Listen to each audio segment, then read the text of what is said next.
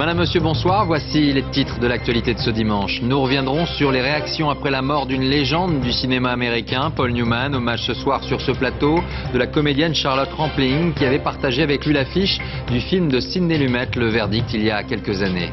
Le week-end politique du Parti Socialiste avec les commentaires après le meeting de Ségolène Royal, le maintien de Julien Dray dans la course au poste de premier secrétaire et Bertrand Delanoë qui revient lui d'une visite à New York. Trop gras, trop sucré, l'obésité inquiète de plus en plus. 17% de la population en France sont désormais touchés. Un rapport parlementaire préconise, vous le verrez, plusieurs mesures. Parmi elles, augmenter la TVA sur les sodas et autres barres chocolatées. Une question pour les familles concernées, comment gérer le stress de la rentrée pour les plus petits? Les premiers pas à l'école sont parfois difficiles. Changement d'horaire, d'habitude, séparation du cocon familial. Reportage à suivre. Enfin, beaucoup de sport ce soir avec en tennis un premier titre pour Joe Wilfried Tsonga. En Formule 1, Fernando Alonso s'impose sur Renault à Singapour. Et la Ligue 1 de football, Lyon qui sourit et Marseille qui s'insurge contre l'arbitrage. Nous verrons pourquoi. Merci d'être avec nous et on commence tout d'abord ce soir par cette information, ce nouvel accrochage entre les troupes françaises en Afghanistan et des rebelles, selon les propres mots de l'état-major français.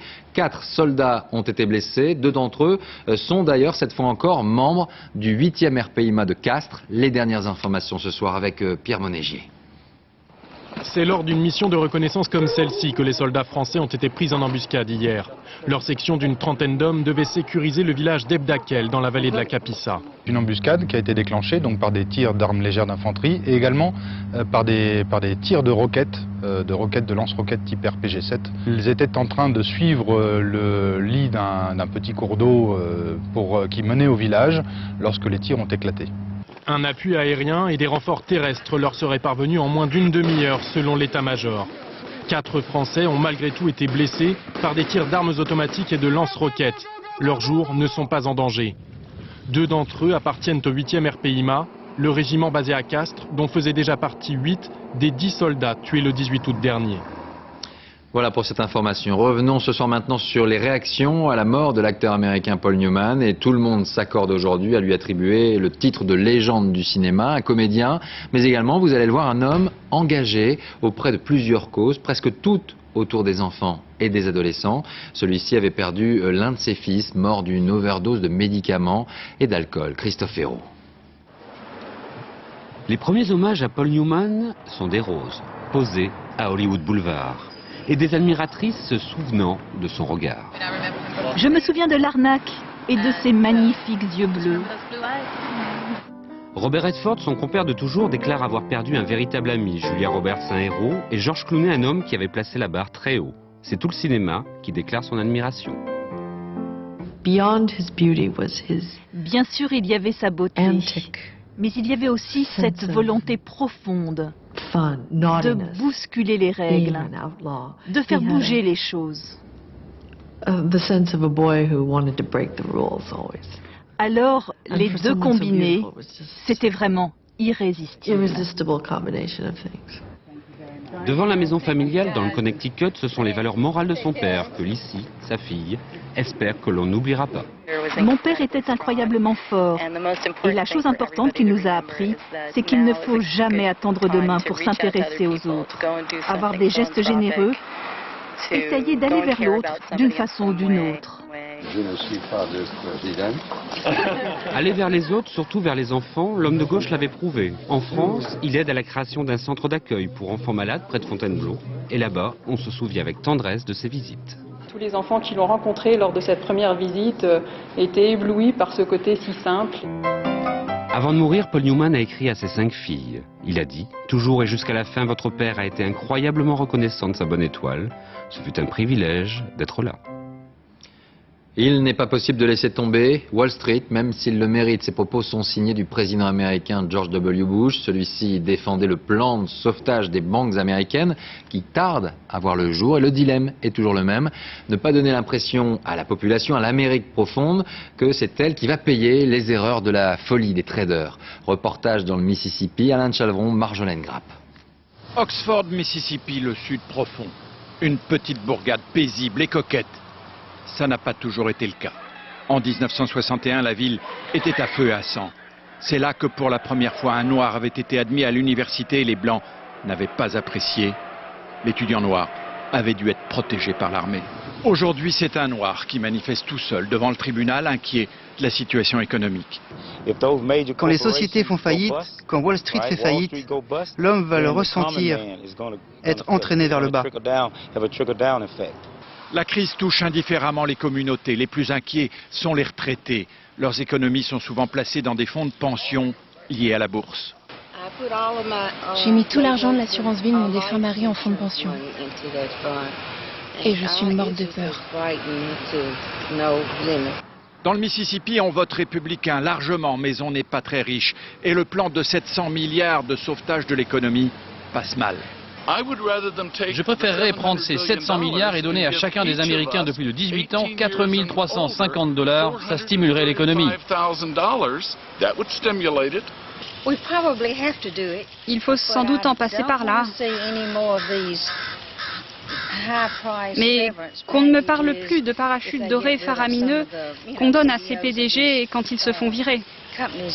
Ici comme ailleurs, on est partagé entre colère et résignation. Mais comme on est très religieux, c'est sans doute une fois de plus vers le ciel qu'on va se tourner. Direction Washington, bonsoir Alain de Chalvron. Alors est-ce que ce soir on a toujours du mal à faire accoucher ce plan de sauvetage le plus vaste de l'histoire?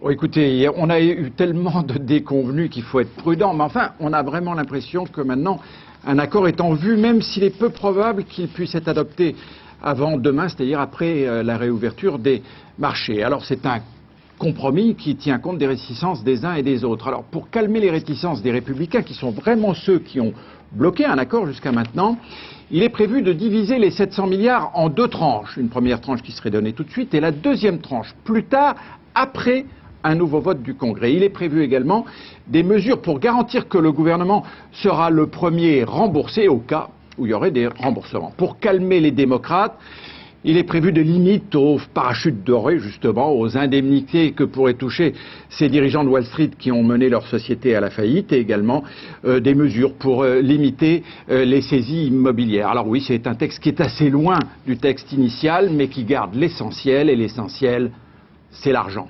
Merci Alain. Alors dans un premier temps, il était difficile de percevoir l'ampleur de cette crise financière, chacun s'interrogeant sur ses conséquences réelles ou non, par exemple en France. Et c'est donc le discours du président de la République à Toulon qui a fixé le degré de gravité du choc économique, un discours et des mots bien choisis, décryptés ce soir par Mickaël Darmon et Vincent Kellner. Les mots et les lieux pour le dire. Lorsque Nicolas Sarkozy arrive en smoking dans ce dîner de gala à New York, il saisit au quart de tour. Ce faste embarrassant dans cette ancienne banque l'oblige à parler vite et fort de la crise financière. Nous devons nous interroger sur nos responsabilités. Aujourd'hui, des millions de gens à travers le monde ont peur pour leurs économies, pour leur appartement.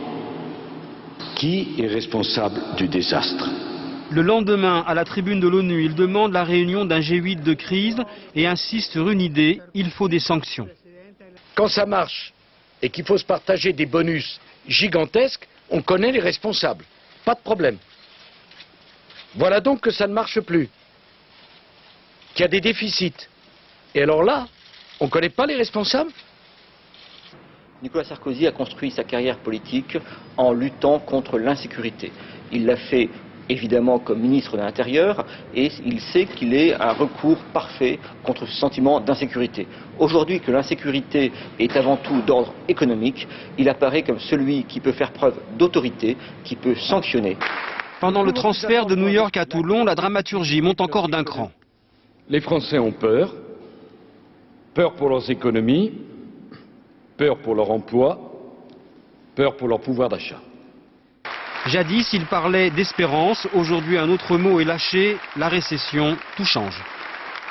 Finalement, il n'est plus question d'augmentation du pouvoir d'achat, il n'est plus question des promesses de campagne, il est question avant tout de s'en sortir, d'être sauvé.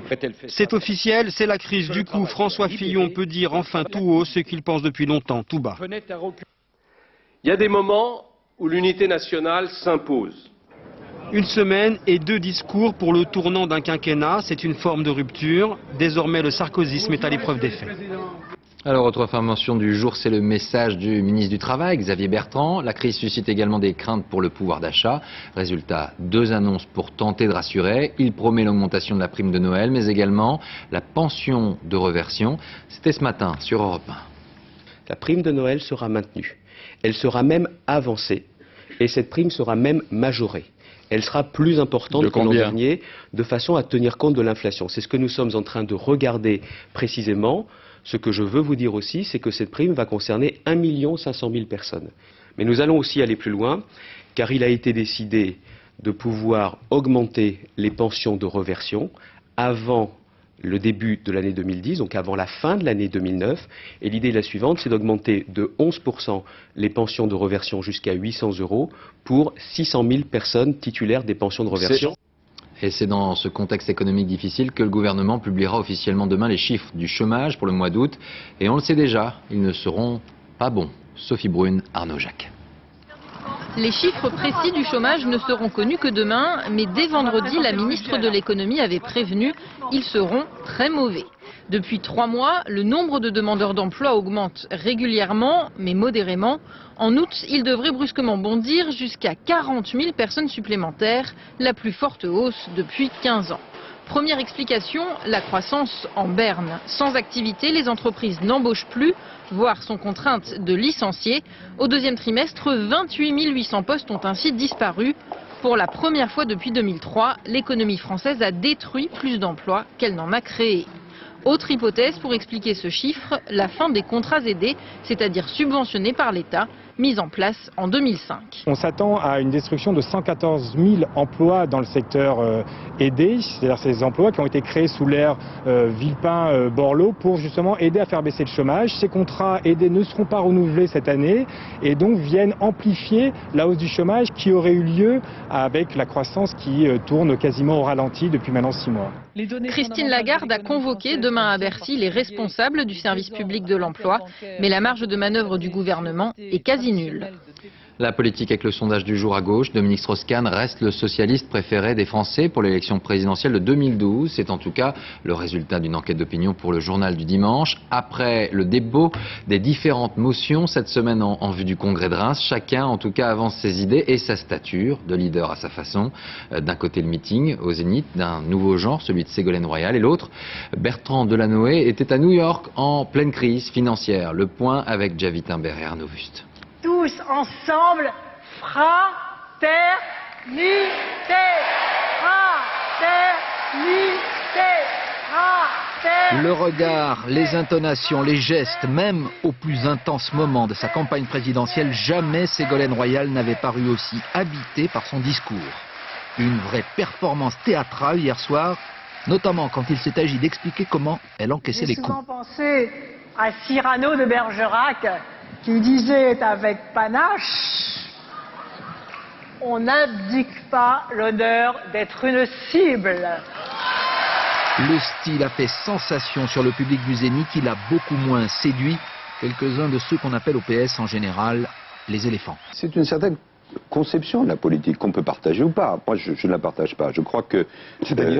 C'est-à-dire ce qu'on appelle, avec des mots trop simples, trop durs peut-être, le politique people. Ce genre de cérémonie, je dirais, qui est entre le show business et le rassemblement de sectes. Je ne suis pas certain que ce soit comme ça qu'on fasse de la politique. Moi, je ne me mets pas en scène, dit pour sa part, ironique, Bertrand Delanoë. Au show à l'américaine de Ségolène Royal, il oppose son voyage à New York. 36 heures entre les gratte-ciel et le maire de Paris veut prendre de la hauteur. À la bourse de New York, il ne parle pas du PS, mais de la crise financière. Cela révèle qu'il y a eu un emballement du système et que plus que jamais, il y a besoin de règles, il y a besoin d'un ordre et qu'il ne peut pas y avoir une économie qui est fondée essentiellement sur le profit à court terme et sur la spéculation. Chère madame, ne venez pas dehors, it's cold. En 2006, la bataille interne pour la présidentielle avait secoué le PS. On n'a peut-être rien vu. En 2008, le choc des styles promet des semaines mouvementées.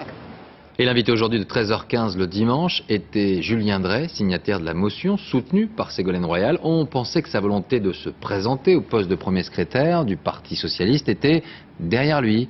Eh bien, ce n'est pas le cas. On l'écoute. Vous êtes toujours candidat. Oui, je considère que... Vous soutenez Ségolène Royal. Voilà, oui, je soutiens sa motion, je l'ai signée. D'accord. Mais mon sentiment, si vous voulez, c'est qu'il n'y aura aucune motion qui va l'emporter, qui sera majoritaire. Donc il faudra trouver une équipe et, je dirais, un projet qui rassemble tout le monde et qui dépasse les clivages actuels. Et je reste persuadé qu'il y aura une équipe qui peut se constituer. Je ferai acte de candidature, il y en aura d'autres certainement, on verra. Voilà pour la politique. On a appris ce soir qu'un détenu a été tué par balle ce dimanche dans l'après-midi dans la cour de la prison de Vars-Grenoble en Isère. Celui-ci ne tentait pas de s'échapper. Il a été la cible d'un tireur posté à l'extérieur de l'établissement. Le ministère de la Justice affirme suivre de très près cette enquête. À l'étranger, 2 élections, avec tout d'abord la défaite pour la chancelière allemande Angela Merkel lors de l'élection régionale en Bavière. Pour la première fois, les chrétiens démocrates perdent la majorité absolue qu'ils détenaient depuis 46 ans. On votait également aujourd'hui en Autriche. Élection législative, les sociodémocrates conservent la majorité, mais l'autre enseignement de ce scrutin, c'est la percée du parti populiste de Jörg Haider et également du parti d'extrême droite. Ils représentent tous les deux près de 30% des suffrages selon les résultats non définitifs. En France, notre grand format avec une affaire qui ressurgit par l'intermédiaire d'un film. En juillet 1989, une adolescente craque et met fin à son calvaire en tuant son père, violent et néo-nazi, d'une balle de 22 longs rifles. Celle-ci sera finalement acquittée par la cour d'assises. 19 ans plus tard, la jeune femme est revenue au sein de son village, dans le nord de la France, alors que le film de son histoire était présenté. C'est le grand format de ce soir, il est signé Fanny Stenler et Pascal Stelletta. Regardez. Comme un violent retour en arrière. Vendredi soir, dans la salle des fêtes du village, les habitants de Salomé revivent le drame qui s'est déroulé à quelques portes de chez eux. L'histoire d'Ida Bossard. Une histoire vraie dont on a fait un film. Pendant des années, cette jeune fille du village a été battue et maltraitée par son père. Le matin du 18 juillet 1989, elle le tuera d'une balle dans la tête. Un meurtre dont elle sera acquittée 3 ans plus tard. Voici la vraie Ida Bossard, avec son avocate, filmée au lendemain du procès. Ça me fait drôle d'être dehors. Puis je suis contente. Je suis acquittée, je suis contente. Acquittée pour un meurtre, le verdict est rarissime. Le père d'Ida faisait partie d'un groupuscule d'extrême droite ultra-violent, des nostalgiques du Troisième Reich. À la maison, c'est sur ses 5 filles qu'il exerçait la terreur. Le matin au réveil, il les obligeait à saluer Hitler.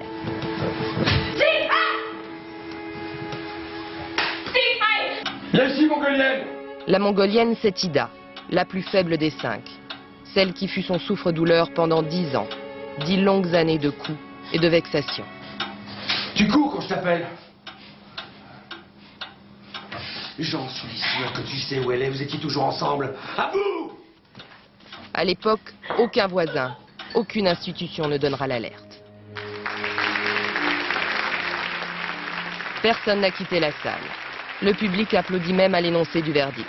Sur scène, Ida Bossard est là, avec l'équipe du film, sans colère et sans esprit de vengeance. Pourquoi les voisins n'ont jamais rien vu? J'ai pas encore la réponse. Je sais pas. Je pense qu'ils devaient craindre mon père parce que eux aussi avaient des enfants. Donc dans ces cas-là, on se tait. Ces visages, Ida ne les avait jamais revus depuis le drame, comme celui de son cousin par exemple. On savait, bon, moi j'étais petit aussi, donc je ne pouvais pas trop intervenir, mais on était, tout le monde dans Salomé savait qu'il y avait des choses comme ça qui se passaient. C'est vrai qu'avec le recul, on aurait pu faire quelque chose. Pourquoi personne n'a rien dit? Je ne sais pas, je pense qu'ils avaient un peu peur, les gens. Vous éprouvez quoi aujourd'hui en voyant ça? Vraiment, les gens ils auraient pu parler quand même, tout au moins les voisins.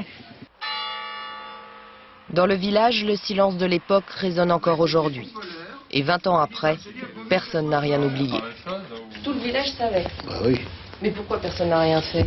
Il y a des assurances sociales qui sont payées pour ça. Il y avait des représailles tout le temps. Qui n'osaient jamais oser mettre les pieds. Les gens ils savent tout, mais ils s'occupent de rien. Pourquoi? Parce que c'est pas aux gens de s'occuper des autres. Voici la rue où habitait la famille Bossard. Une rue où le passé n'est pas le bienvenu. Lui, c'était un fou, hein. Il vous foutait un coup de fusil. Hein. Et vous culpabilisez pas aujourd'hui d'avoir rien dit? Non, non. Non, moi, j'ai jamais rien fait de mal. Non, mais d'avoir laissé cogner Ida ou maltraiter sa fille. Il y a les services sociaux qui sont là, madame, pour. Hein, à l'école, ils sont là. Le maire, il est là. C'est lui responsable de sa commune. À quelques mètres de la maison, une cachette dans les buissons. Le refuge d'Ida pour échapper à la tyrannie de son père. Dans le petit coin là-bas. Si la jeune femme qui tente aujourd'hui de se reconstruire a accepté que l'on raconte son histoire, c'est aussi pour les autres. Je veux plus voir un enfant pleurer, je veux plus entendre les cris atroces et horribles. Vous pensez qu'à l'époque, on aurait pu faire quelque chose? Si les gens avaient un peu plus le courage, oui. Il y avait quelque chose à faire. Ida Bossard s'est réconciliée avec une partie de son village. Elle ne demande plus qu'une chose, que l'on ose briser le silence le jour où il le faudra.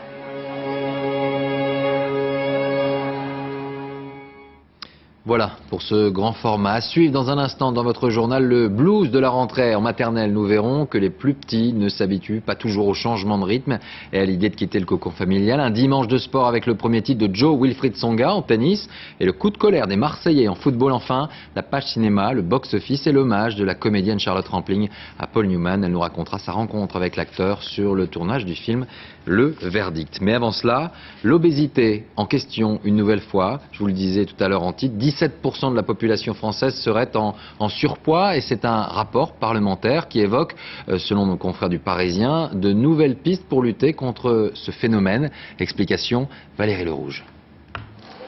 Voici la nouvelle cible des députés. Les barres chocolatées, les chips ou les sodas, autant de produits superflus qui accélèrent l'obésité. Aujourd'hui, ils sont taxés comme la plupart des aliments, à 5,5%. Il s'agirait de passer la TVA à 19,6% pour dissuader les familles d'en acheter, mais le résultat n'est pas garanti. Les gens qui ont un problème d'obésité continueront d'acheter ce genre de produits. Par contre, ils vont se serrer la ceinture sur d'autres postes de dépenses. Mais le poste alimentaire, ils ne vont pas y toucher parce que c'est là-dessus où ils peuvent faire plaisir à leur enfant. Donc c'est l'éducation qui prime. L'idée de taxer le grignotage fait pourtant son chemin. Fin juillet, l'inspection des affaires sociales l'a préconisé déjà. Mardi, ce sera un rapport parlementaire. Les élus proposent même de déclarer grande cause nationale la lutte contre l'obésité, car un Français sur 6 est en surpoids. Les problèmes de santé qui vont avec représentent 7 à 8% des dépenses de l'assurance maladie. On appelle cela le blues de la rentrée, un phénomène que rencontrent certaines familles avec les plus petits. La rentrée en maternelle peut être synonyme de perte de repères avec le cocon familial, de nouveaux horaires, un problème temporaire pour les enfants, mais aussi peut-être pour les parents. Reportage Laetitia Legendre et Stéphane Guimau. Allez, on lâche maman. Ces derniers jours, ils se font plus discrets. Je viens te chercher ce soir. Allez. Mais pour certains enfants, ils jouent encore les prolongations. Les petits sanglots du matin. Larmes de crocodile ou chagrin bien réel qui serrent le cœur souvent des parents impatients. Les 15 premiers jours de la rentrée sont très bien passés. Et c'est vrai que depuis, il y a certaines difficultés le matin, juste au moment de la séparation en fait. Ça déchire le cœur. Le matin, c'est un petit peu dur de la laisser quand elle hurle. C'est... s'habitue. Des chagrins éphémères.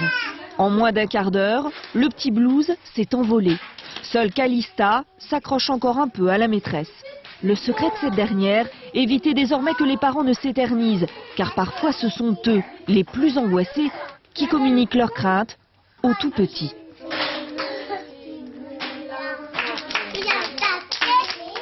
Plus la maman reste longtemps, plus il y a de pleurs et plus l'enfant s'accroche, quoi, en fait. Ça dure longtemps dans l'année, ces pleurs-là, en moyenne? Non, un mois, 2 mois, ça dépend des années. Il y a des années, au bout d'une semaine, c'est terminé. Hein. La journée peut alors commencer. Oubliez la crèche, le cocon protecteur de la nounou. L'adaptation peut prendre des semaines car beaucoup d'apprentissage se joue en petite section maternelle. L'autonomie, le respect de la consigne, la vie en collectivité et ses contraintes. L'enfant devient progressivement un écolier. C'est l'année la plus importante de l'école maternelle, je pense. Ils doivent accepter de se regrouper, de ne pas faire ce qu'ils ont envie au moment où ils ont envie de le faire. Et ça, je pense que c'est un petit peu dur pour un enfant de cet âge-là, mais c'est l'apprentissage. Le blues réapparaît en fin de matinée.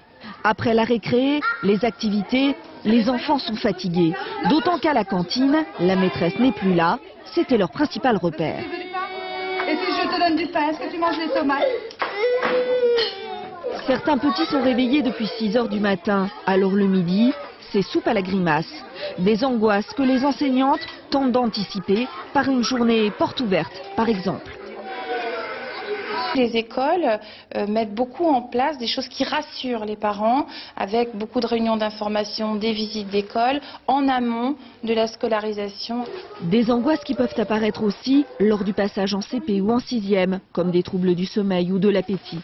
Quant aux petits, si ces chagrins persistent, ne pas hésiter à en parler avec la maîtresse ou le pédiatre. Les astuces pour se séparer en douceur ne manquent pas. On peut lui donner son tube de rouge à lèvres, donner quelque chose qui appartient à la maman pour qu'il puisse le garder avec lui et avoir un petit morceau de maman ou une petite photo. C'est enfin l'heure des mamans et des papas. Les crocodiles peuvent désormais remballer leurs larmes. Et pourtant, Calista s'accroche toujours à la maîtresse. Allez, à demain, ma grande. Il faut souvent du temps pour jouer dans la cour des grands. Voilà, les bons courage à tous pour demain. Après l'image dans l'espace hier, voici celle aujourd'hui du retour des astronautes chinois sur Terre. Le vaisseau Shenzhou 7 et les 3 taïkonautes qui étaient à son bord sont revenus de leur mission qualifiée d'historique par Pékin. Ils seront célébrés comme des héros dans les jours qui viennent. Beaucoup de sport ce dimanche avec un premier titre pour Joe Wilfried Tsonga en tennis, image spectaculaire de Formule 1 et la victoire de Fernando Alonso.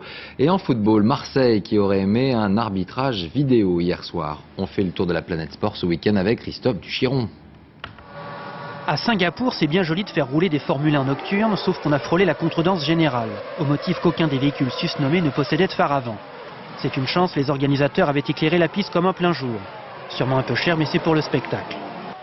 Petit moment de rigolade et heureusement sans gravité quand une Ferrari repart du ravitaillement avec la pompe à essence. Ce sont des choses qui ne se font pas. À part ça, Grand Prix mouvementé et victoire de Fernando Alonso sur une Renault. Le constructeur français n'avait plus gagné depuis 2006, alors santé, sobriété et performance. À Varese en Italie et en pleine lumière, roulait comme un seul homme l'Italien Alessandro Ballan, champion du monde de cyclisme sur route à l'âge de 29 ans, avec une poignée de secondes d'avance sur ses adversaires. À Berlin, c'est le coup de feu. C'est l'heure du marathon qui se courait à l'heure de la messe. C'est surtout l'heure d'Haïlé Gebrselassie, l'Éthiopien d'1,64 m, grand homme, immense athlète, qui de sa petite foulée a battu son record du monde du marathon. 2 h 3 minutes et 59 secondes pour parcourir 42 km 195. À ce qui paraît, après la course à pied, il voudrait se lancer en politique. Bref, il n'a pas fini de courir. À Bangkok, en Thaïlande, Joe Wilfried Tsonga a remporté ce matin le premier tournoi de sa carrière en battant Djokovic, le même qu'il avait battu en finale de l'Open d'Australie en début d'année. Belle performance qui vaut au tennisman français un joli plateau en argent et un gros chèque de presque 100 000 $ pour ses vieux jours. Enfin, en football français, Lyon gagne, Paris perd, mais on parle surtout de Marseille, car hier soir au Mans, les Marseillais estiment que l'arbitre leur a refusé un but valable, prétextant que sur la tête de Samassa, le ballon avait franchi la ligne. L'arbitre ne l'a pas vu. Rappelons que l'arbitre est un homme et que l'erreur est humaine. La page cinéma avec le box-office cette semaine et la présentation d'Appalooza dans un instant, un western comme à la belle époque réalisé par Ed Harris. Mais avant cela, revenons ce soir sur la légende Paul Newman. L'acteur américain est décédé, je vous le rappelle, à l'âge de 83 ans. Avec nous, la comédienne Charlotte Rampling, qui avait joué avec Paul Newman dans le film Le Verdict de Sidney Lumet. C'était en 1982. Regardez. Well, a brick house says you divorced him. I'll put you on your honor. $100 against you have dinner with me tonight. I'll take your word for it. Come on. Tell me the truth. You can't lie to me. What's your name? Laura. Mine's Frank. Furthermore, you came back to see me tonight. What if it wasn't you I came back here to see tonight? Well, you got lucky. Have you eaten yet? Mm-mm. Come on. My God, you are some beautiful woman. Bonsoir Charlotte Rampling. Merci d'être avec nous ce soir. J'imagine que vous vous souvenez de cette scène? Je me souviens très bien. On se souvient toujours quand un homme comme effectivement Paul Newman vous dit dans les yeux « vous êtes une belle femme ». Ça, c'est vrai. Et lui, j'aurais pu retourner le compliment. Hein. Pour être beau, c'est quelqu'un de magnifiquement beau, dans tous les sens d'ailleurs. On a beaucoup dit de lui aujourd'hui, mais c'était un très très bel être humain. Comment ça s'est passé ce tournage? Quelle idée vous aviez de Paul Newman avant de le rencontrer? Parce qu'on a toujours tendance à glorifier les personnalités comme ça. Sur un tournage, c'est un homme plutôt humble, plutôt star? Plutôt très simple. Je ne savais pas du tout ce que j'allais rencontrer parce que les égos des grands stars, surtout d'Amérique, où c'est vraiment un star system beaucoup plus grand que le nôtre ici, on ne sait pas du tout comment ça affecte les gens. C'est vraiment un don de soi, ce métier, et parfois on se perd un petit peu là-dedans dans le système du star system. Donc une simplicité. Mais lui, pas du tout. Une simplicité extraordinaire. Et c'est un grand être humain, c'est ça je pense qui le distingue beaucoup. C'est quelqu'un qui a gardé ça, qui a précieusement gardé ce qui est le plus important dans l'être humain, ça c'est son humilité. Il parlait des causes qu'il défendait sur le plateau, par exemple? Non, pas du tout. Non, pas du tout. Sauf pour l'anecdote, c'était drôle. C'est mignon parce que il a lancé tous des produits de. Oui, des huiles, des vinaigres. Voilà, et il a commencé quand on tournait ce film-là, il nous avait goûté. Il a toujours dit qu'il faisait le meilleur vinaigrette du monde et qu'il allait en faire quelque chose pour faire beaucoup d'argent, pour pouvoir donner à et il tous les différentes reversera causes. près de 250 millions de dollars grâce effectivement et il l'a fait, ouais. à cette production. Qu'est-ce qui fait, selon vous, qu'on passe du statut d'acteur connu, reconnu, à celui de star? Qu'est-ce qui fait qu'un homme comme lui bascule dans cette notoriété? Le talent, le petit plus, c'est quoi? Je pense que le petit plus, c'est le magnétisme qui émane d'un être humain et qui traverse justement l'écran. Et c'est impossible de ne pas regarder ces gens-là. Il y a des acteurs formidables qui sont des vrais acteurs, mais il y a peu qui ont le magnétisme qu'a quelqu'un comme Paul Newman. Il y en a, mais c'est ça qui, à mon avis, qui fait unique. C'est une photogénie et un magnétisme presque animal. On n'y peut rien, ou là on n'a pas. C'est comme ça, c'est magique. C'était comme ça donc sur le C'est tournage magique. du Verdict, quand il Oui. apparaissait, il y avait quelque chose de... Tout à fait. Mais quand on est en train de travailler, on voit pas ça, on voit juste la personne. Merci beaucoup en tout cas d'être venu témoigner ce soir, Charlotte Rampling. Un homme qui disait de lui, mon talent n'est pas à la hauteur de mes ambitions. C'était quand même pas mal.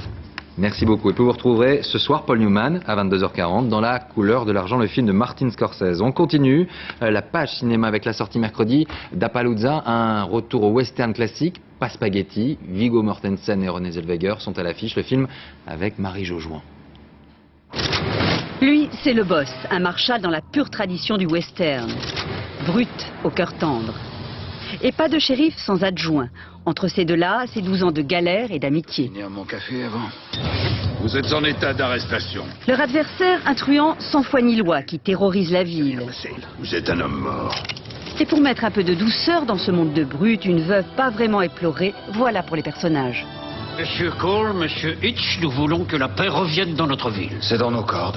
Et ils vont avoir du boulot, car la petite ville minière d'Appaloosa n'en finit plus de compter ses morts. Trois de mes hommes. À vrai dire, j'en ai descendu que 2. J'aime la façon dont le film est réalisé. Son apparence, ce qu'il raconte sont dans la plus pure tradition des meilleurs westerns classiques. Mais en filigrane, on y découvre une extrême modernité, surtout dans le jeu des acteurs. Un film qui ne cache pas ses références aux grands classiques, comme l'inoubliable chevauchée fantastique de John Ford, évoquant cette conquête de l'Ouest sans limite. C'est une époque où tout était permis. Dire « ça c'est ma terre, je la prends ». Les Indiens, vous pouviez les massacrer, vous n'alliez pas en prison. Vous pouviez faire ce que vous vouliez. On est en 1882, l'Ouest commence tout juste à se développer et la justice n'en est qu'à ses débuts. Vos hommes respectent ce que dit cet arrêté, tout se passera très bien. Et s'ils ne le respectent pas? Je les arrêterai. Et s'ils refusent de vous suivre? Je les abattrai. Ce qui est moderne ici peut-être, c'est leur amitié, l'humour qu'ils se renvoient mutuellement, leur connivence. Des hommes qui pourtant se font galants devant la jeune veuve interprétée par Renée Zellweger. Elle ajoute à la modernité du film une jolie complication dans une amitié masculine exemplaire. Ce nouveau western a carrément une âme. Je prendrai soin de toi.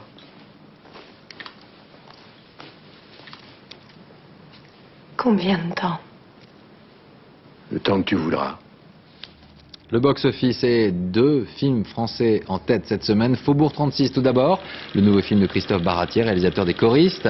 Et Entre les murs de Laurent Canté, Palme d'Or et peut-être bientôt en lice pour l'Oscar du meilleur film étranger. Ensuite Le Royaume interdit, film américain d'action sur fond de kung-fu. Et enfin Wackness, autre film américain, l'histoire d'une amitié entre un adolescent new-yorkais et son psychiatre. Voilà, avant de refermer ce journal, je vous rappelle l'une des principales informations de ce dimanche. C'est le nouvel accrochage des soldats français en Afghanistan avec des rebelles. Les militaires français ont subi des tirs de fusils et de roquettes et le bilan est ce soir de 4 soldats blessés, le plus grièvement touché à une jambe cassée.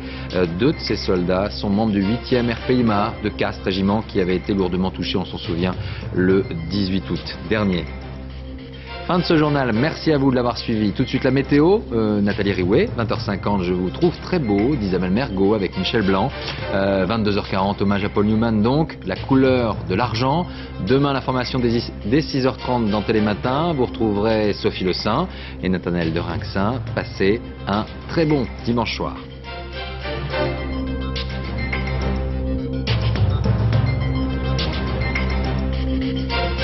L'info en continu, c'est aussi sur France2.fr.